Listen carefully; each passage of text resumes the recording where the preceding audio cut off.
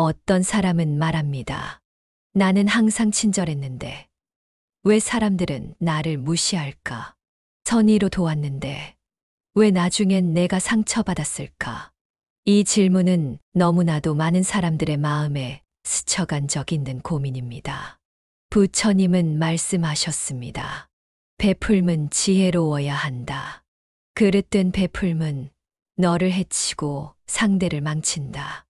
오늘 우리는 이 말씀을 중심에 두고 지혜로운 베품, 내면의 평온함, 그리고 건강한 관계에 대해 이야기해 보려 합니다.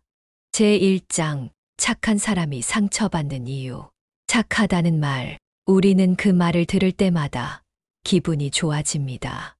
누군가 나를 착하다고 말해줄 때 왠지 모르게 인정받은 듯한 따뜻함이 느껴지죠. 하지만 착하다는 말 속엔 때로는 안타까움이 그리고 경계해야 할 신호가 숨어 있을 때도 있습니다. 왜일까요? 왜 착한 사람일수록 상처를 자주 받을까요? 많은 사람들은 말없이 도와주고 자신의 감정을 드러내기보다는 상대를 먼저 배려하는 삶을 살아갑니다. 그것이 좋은 인간관계의 비결이라고 배웠기 때문이죠. 그러나 시간이 흐르면서 그들의 선의가 당연한 것으로 여겨지고 심지어는 무시당하는 상황에 처하게 되는 경우가 많습니다. 처음에는 감사하던 사람들이 어느 순간 그 사람의 친절을 권리처럼 여기게 되고 도움을 받는 것을 습관처럼 만들어갑니다. 그리고 도움을 거절했을 때는 오히려 섭섭함이나 실망을 표현하기도 하죠. 그렇게 착한 사람은 자신의 감정과 에너지를 소모하면서도 관계 안에서 점점 위축되어 갑니다. 이 모든 일이 반복되는 이유는 단 하나, 경계선을 놓치기 때문입니다. 자기 자신을 지키기 위한 경계, 즉 자기 존중의 태도가 결여되었기 때문입니다. 진정한 친절은 자신을 해치지 않는 선에서 시작됩니다. 자신의 한계를 인정하고 감정적 여유가 있을 때만 베푸는 친절이야말로 오래 지속될 수 있는 힘을 가집니다. 자기를 소모하면서까지 타인을 위해 애쓰는 삶은 결코 건강하지 않습니다. 우리는 종종 다음과 같은 질문을 던져야 합니다. 나는 지금 이 행동이 진심에서 나오는가? 아니면 인정받고 싶어서 혹은 거절당하기 두려워서 행동하는가? 이 질문에 솔직하게 답할 수 있다면 당신은 이미 첫걸음을 뗀 것입니다.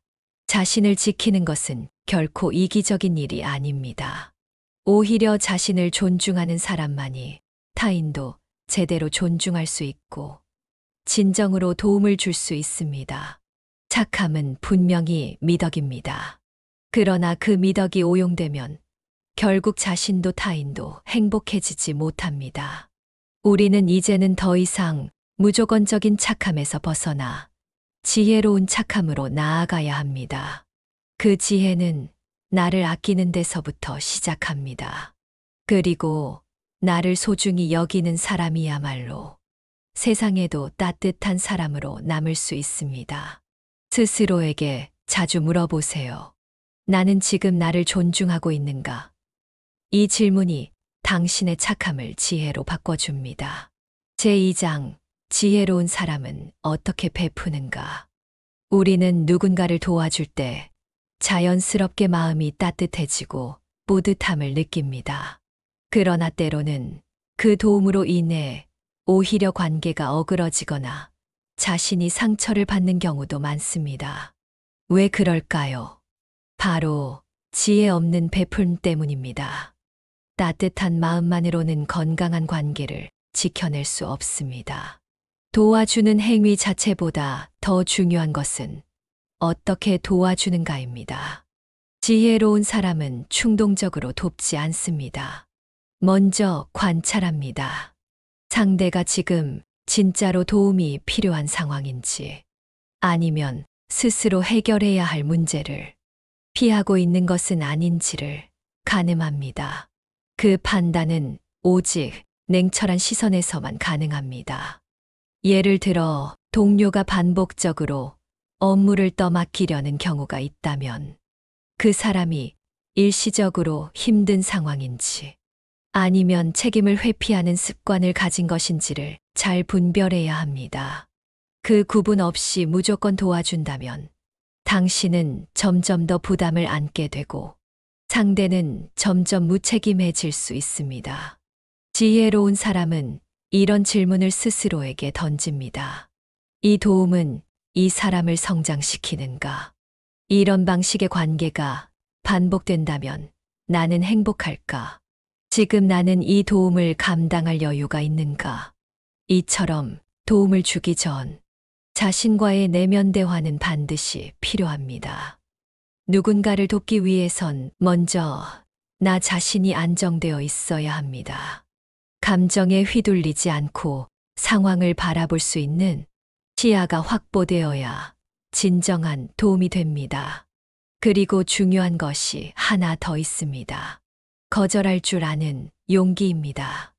많은 사람들은 거절을 차가움이라고 오해하지만 진짜 거절은 오히려 배려에서 시작됩니다. 상대의 몫을 내가 대신하려 하지 않고 그가 스스로 해낼 수 있는 기회를 주는 것이 진짜 도움이기 때문입니다. 때로는 이렇게 말할 수 있어야 합니다. 이건 내가 스스로 해결하는 게 더 좋을 것 같아. 나는 도와주고 싶지만 지금은 여유가 없어.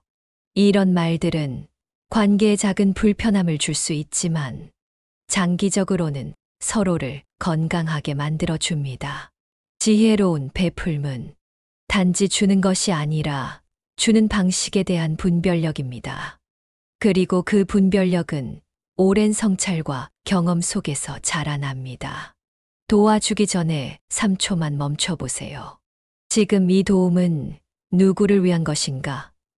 그 질문 하나가 당신의 베풀물 지혜롭게 만들어줍니다. 제3장, 나를 잃지 않는 선함.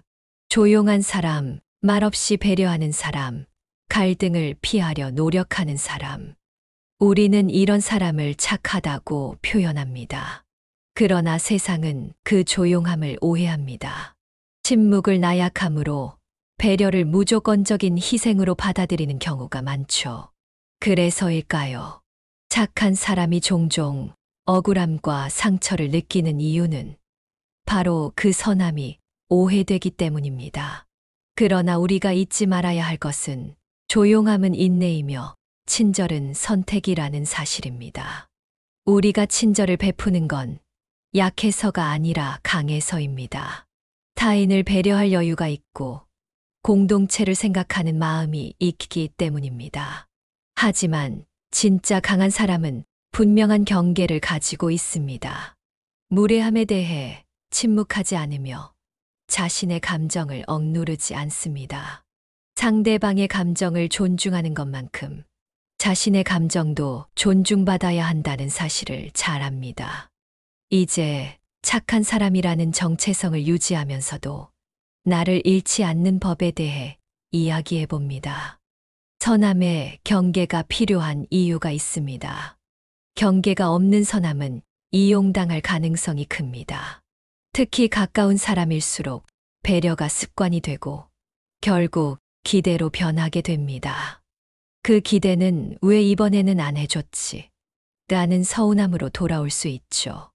이런 상황에서 벗어나기 위해선 처음부터 나의 선함에도 조건과 한계를 분명히 해야 합니다.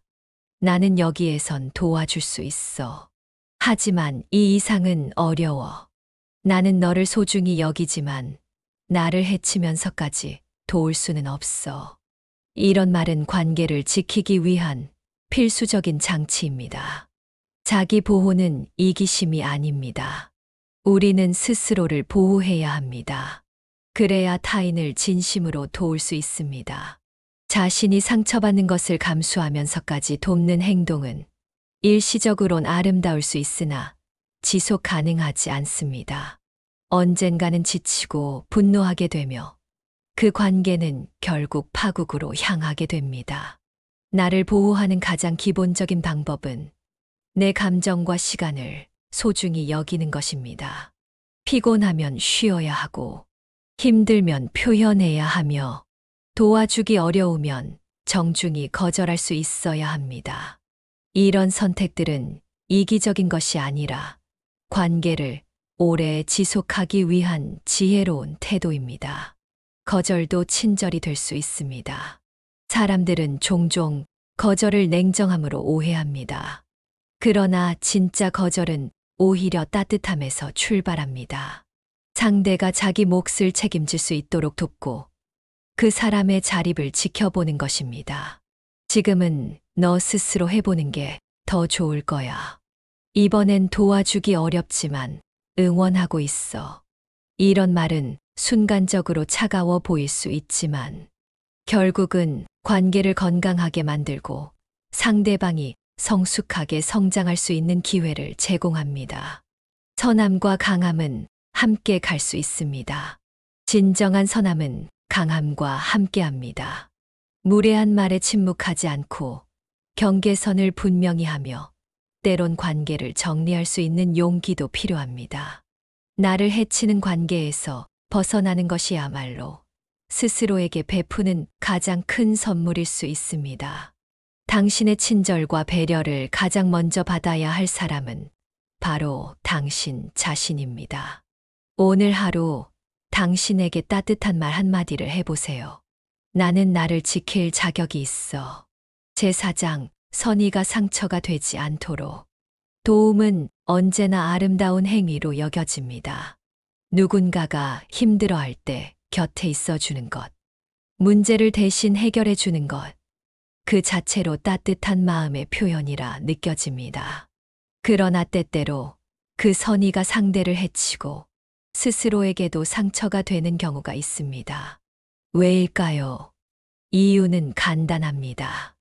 모든 도움은 상대에게 힘을 주는 방식이어야 하는데, 때로는 그 도움 자체가 상대를 약하게 만들기 때문입니다. 과잉된 도움은 자립을 막습니다. 가장 흔한 예는 부모와 자녀 사이에서 나타납니다.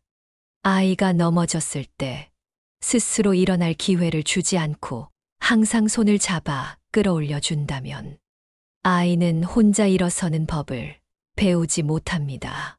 숙제를 대신해주고 친구와의 갈등을 대신 해결해주면 아이는 스스로 대처하는 힘을 기르지 못하죠.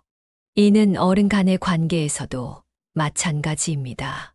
친구가 반복해서 같은 실수를 저지르고 고민을 털어놓을 때 우리가 매번 그 문제를 해결해준다면 그 친구는 결국 문제 해결 능력을 상실하게 됩니다.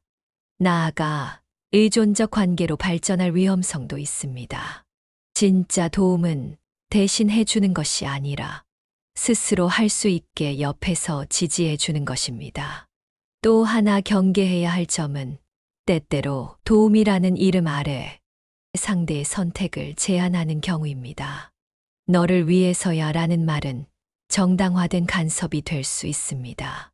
특히 부모 자식, 연인 관계에서는 이런 일이 자주 발생합니다.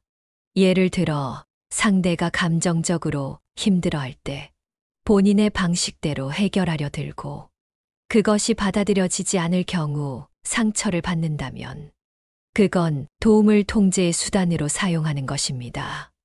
도움은 내가 원하는 방식으로가 아니라 상대가 필요로 하는 방식으로 이루어져야 합니다. 그렇지 않으면 그 선의는 오히려 부담이 되고 억압이 됩니다. 도움이 오히려 상처가 되는 경우를 몇 가지로 정리해보면 다음과 같습니다. 상대의 의견이나 욕구를 무시한 도움은 내가 더 잘 안다는 태도에서 시작됩니다. 상대가 부탁하지 않았는데도 먼저 개입한 경우는 자기 만족이 우선된 행위일 가능성이 있습니다. 지속적으로 반복되는 일방적인 도움은 결국 피로감을 유발하고 관계의 불균형을 초래합니다.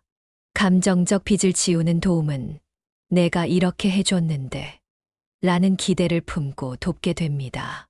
이런 도움은 선의로 시작됐을지라도 결국에는 관계의 균열을 가져올 수 있습니다.